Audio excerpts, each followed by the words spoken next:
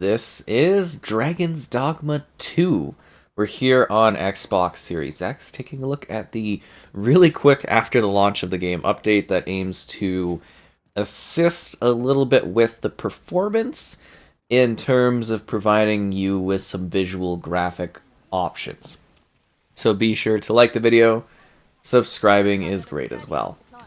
So we now have a few different options under the game graphics settings. So this includes your frame rate being variable or max 30 FPS, turning on or off the ray tracing, and then the motion blur, turning it on and off is now an option. So let's dive in and let's talk about this. As per usual, regularly out the box, it's like a 4K resolution. There's temporal resolution scaling and stuff being applied. It's got an uncapped frame rate. It is more or less targeting, 30 FPS, but it can theoretically go up to 60 on a future Xbox console down the road. It's very CPU limited, and like honestly, even if they really do get this one kind of touched up performance-wise, I can't see us hitting 60 FPS on Series X. I just don't think it's possible. So, yeah, it goes wildly all over the board, just kind of like what I talked about when I did my review of the game initially, which is still a great review if you want to learn about the game and understand it. This is more looking at the update for the game, so you can kind of get an idea of things. So, a lot of the time, I noticed it's like 30 FPS, 40 FPS sometimes when you're venturing around, there's not a lot going on. Cities, other places, it's like 20 FPS. Like honestly, like it tanks, right? That's just the scale of things. I should also mention there's HDR support, global ray tracing, as mentioned in the initial review, and Dolby Atmos support as well from a technical side of things, since this is a more, again, technical kind of look at the game. So we did our little loop here, and I thought that was kind of the best idea, because this seems to be the area, to me, that stresses the game out the most.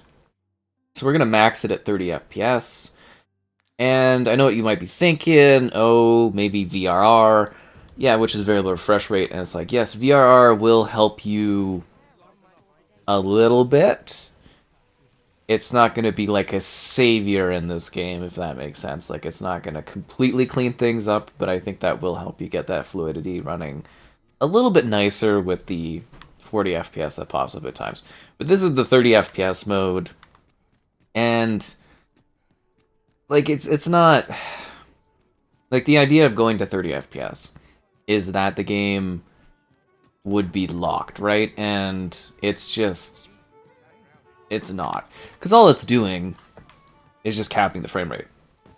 So the idea there is that it feels less, I want to say like juddery, less all over the place, the scaling, right? So it's kind of like some people, they get like certain levels of, I guess you would say, nausea, and that when you get such aggressive frame rate changes. I typically don't have that problem. I did have that problem when I played Sekiro on the Xbox One X, as that one really did have horrendous performance levels. But on the Series X, it's a lot better now. But yeah, you can now cap it.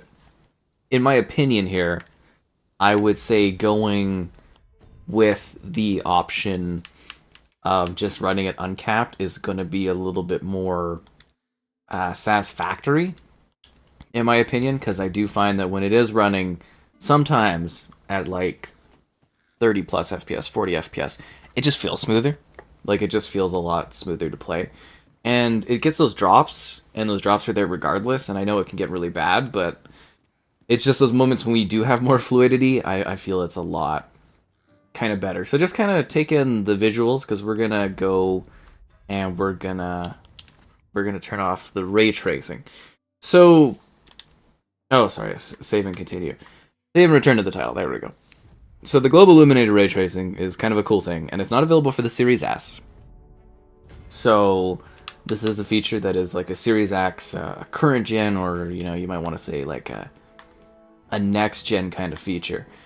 And theoretically turning it off will help a bit. So we're going to show that off here so you can kind of get that in action. But again, it's not like we're magically getting 60 FPS. That's what I want to get across. Like, this game is very CPU heavy, it's very CPU limiting, and yeah, the consoles are CPU limited. And I think you can kind of notice as, like, yes, it is running at a higher frame rate. This one does actually seem to provide us more with a steadier, I guess you would say, 40 FPS, going up to like 50 and stuff. And you know, like, it's better. It is, right? I'm gonna do our stress test, obviously, as a... See, I got like the perfect area here set up for this because I know how demanding it is. So, like, if you do want to get a closer kind of level of performance to something that's not like as tanking, this is a good option. Now, personally, the global illuminated ray tracing makes a big difference. Like, even here, it still just tanks, but not as much. in my opinion here, the global illuminated ray tracing, I think, adds that current gen kind of shine and does make the game feel... Well, it's real lighting, right? That's the idea of the ray tracing, is it's real world effects in a video game world. And the big lighting in here, it looks nice. It does. Like, it's still, like, this looks really good. It looks fine. But it's not like we're magically getting a full smooth 60 FPS, right? So it kind of determines really where you want to go. Like, and you get to make that choice. Do you want to have a little bit more of a frame rate by turning off the ray tracing? Then that's an option for you, right? I'm actually surprised they even have the choice to get rid of it, considering it was like a baked-in property of this game was doing that. But yeah, apparently they can just toggle it straight off. I mean, it makes sense because they got the Series S running without it, right? But yeah, I do kind of sit there and I ponder, like, the idea, but I think it really doesn't look as good. Like, this game is really quite breathtaking, and I can't wait to play it on a more powerful Xbox someday. But, like, yeah, to me, you're really removing that next, because you're basically left with a game that essentially is losing those next-gen features, and it doesn't look as good. Like, this, you know, like, the ray tracing makes a big difference, in my opinion, in this game. Like, quite a big difference in terms of the look and the glow and the lighting of the world. It doesn't seem as natural and whatnot. So we're also going to go back to town, because we're going to test out the capping. Well, I guess, can we even cap the option here is a good question on this one. Yes, okay, so we're going to cap it off here. I mean, I would assume you'd be able to, but I was like, didn't think of actually capping it off with the, I guess you would say the ray tracing off.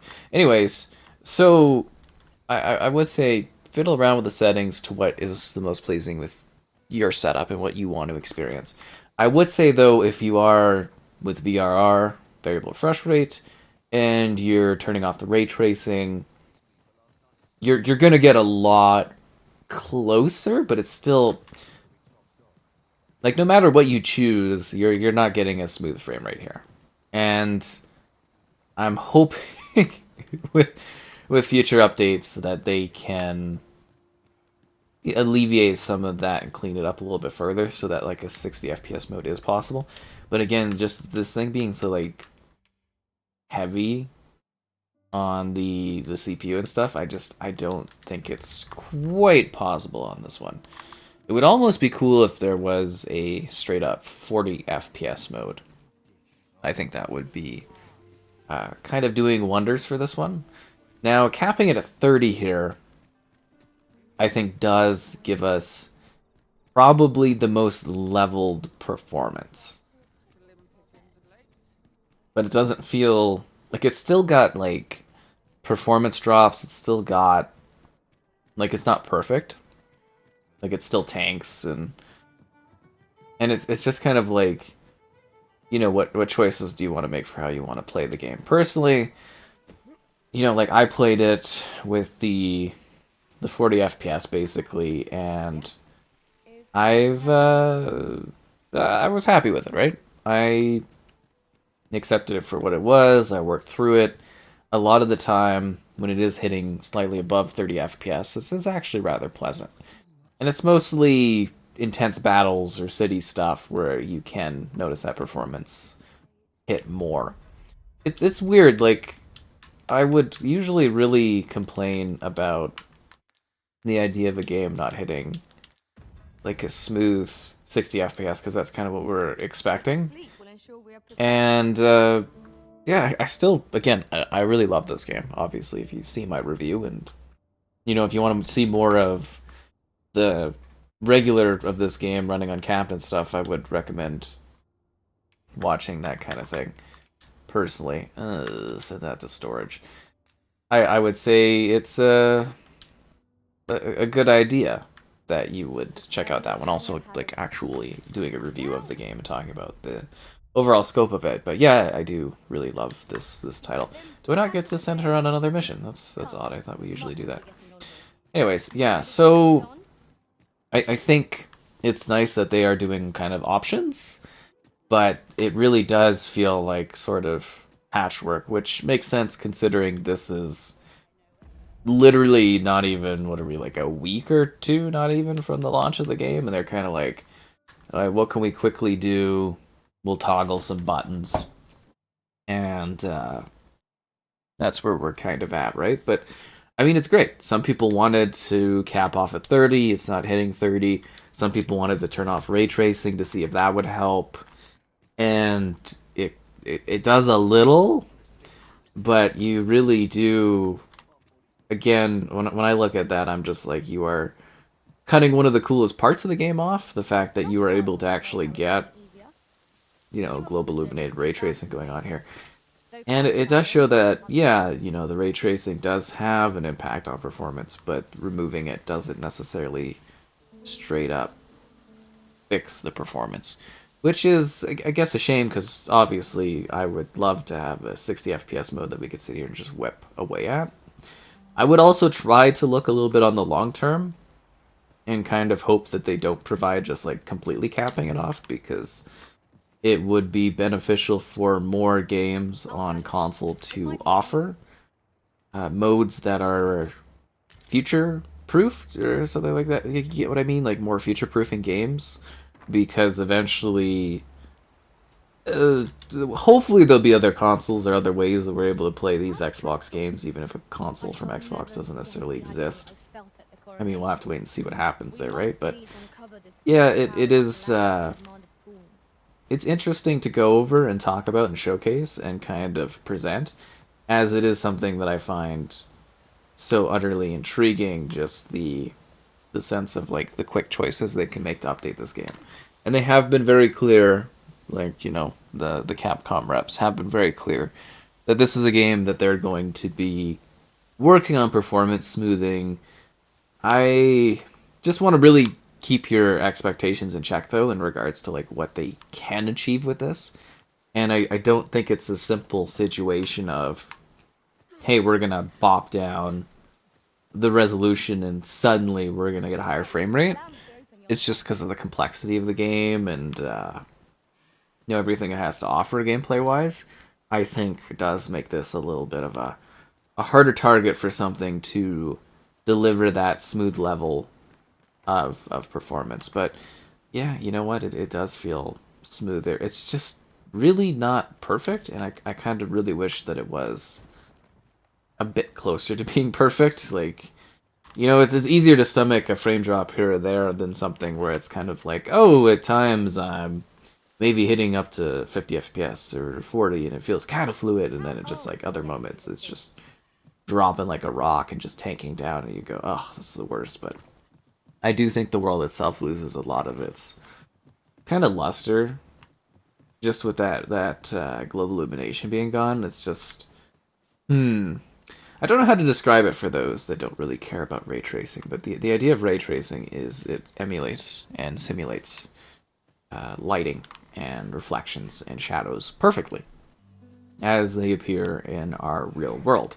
Some people don't like that because it's a pursuit of something that's demanding, but you know what? When gaming moved to like 3D and stuff, it was super demanding, and now everything is like that. I know it's not quite the same, but the idea is eventually I think ray tracing will be a standard feature in games as we get to higher levels of performance capability. It's got like a really nice aesthetic to it because it is real lighting, or the pursuit of real lighting in the video game, and I think that's kind of awesome. And it just has this really nice, soft kind of like aesthetic to it. Like it's just got like a really cozy, warm feeling because it's actual light. is what it is, that it's more pleasant to your eyes. Like, yeah, as I said, I still think this looks really, really good, but ooh, don't jump off the cliff. I do still feel like there is some value in at least trying the global illuminated out option out, at least giving it a whirl, because it's not like you're turning it off and magically getting the power of 60 FPS. Because I mean, if you could turn off ray tracing and this was smooth 60, I'd be like, oh yeah, no, duh, like a quick no-brainer kind of thing. But it is sort of like, it's about me sitting here and kind of giving you details and options and things. Are these guys bad guys? Are they gonna just like start shooting at me? Are we cool? I can't tell if they hate me or not. But I would say the qualities of Dragon's Dogma 2, they're great. Like, this game is fantastic. A massive, beautiful open world. It's impressively detailed. There's a lot to this game under the hood. I think it offers a really distinct, great experience. And it's very easy for me to recommend, because I still think it's an incredible game. And it would be a perfect game if the frame rate was perfect. And it's like a little bit of a bummer, because I still think that this is probably going to be like a Game of the Year contender pretty easily for me, as I do think this game is remarkable. I had a lot of fun playing it. I think the world is just incredible, and I love exploring and taking in this place. But I also really do not, and I did that in my review as well, do not want to ignore the fact that there's legitimate like complaints in regards to the performance. People this generation for gaming, I think a lot more want 60 FPS. I know I do. I think others do as well. Can I actually run this? Can I use this? Oh, can I fire the... Oh, there's a dragon. They're just gonna let me shoot this thing? Oh, that's awesome. Anyways, pretty cool. And I get that. I get the demand for higher frame rates. I love them. 60 and beyond's great. But there is an element of, like, some games I could play and I sit there and I'm like, wow, this is too demanding for the hardware we have. It's something I want to revisit on a future console. And that's a shame, too, because a lot, like, the whole point of the Series X and, the technology we have for these consoles was the idea that we were finally going to achieve 60 FPS for a bit of a standard 4K 60. And obviously that's just still a bit of a dream, I guess you would say, which is a shame, because I want a smooth fluidity, and I know many others do too. Oh, Elizabeth, you jumping up there? You gonna go grab the chest for me? It would be the only asset she doesn't have as much from that other asset. Anyways, but yeah, Dragon's Dogma 2. It's amazing. Like, if you have not played it yet, I don't know, I'm assuming people that are checking this out are more interested in the idea of, like, how is it performing now with this update? And that's kind of what I was trying to focus on today. But if you didn't check out my review for this game, I highly recommend it, with the extra context of the fact that you are now a little bit more aware of the new performance updates. That's one thing I hate about doing reviews now, too, is, like, these games are changing so quickly. Like, I cover it, and then a week later, it's like my tech stuff's out of date because they've decided to completely change what they offer for visuals, and it's like, oh, come on. Anyways, it is a phenomenal game. I think you'll have a lot of fun playing it if you give it a chance, and honestly, the frame rate stuff, not the best, but it's not a deal breaker. At least it wasn't for me, and I think you'll enjoy it as much as I did, so give it a chance. It's a great game.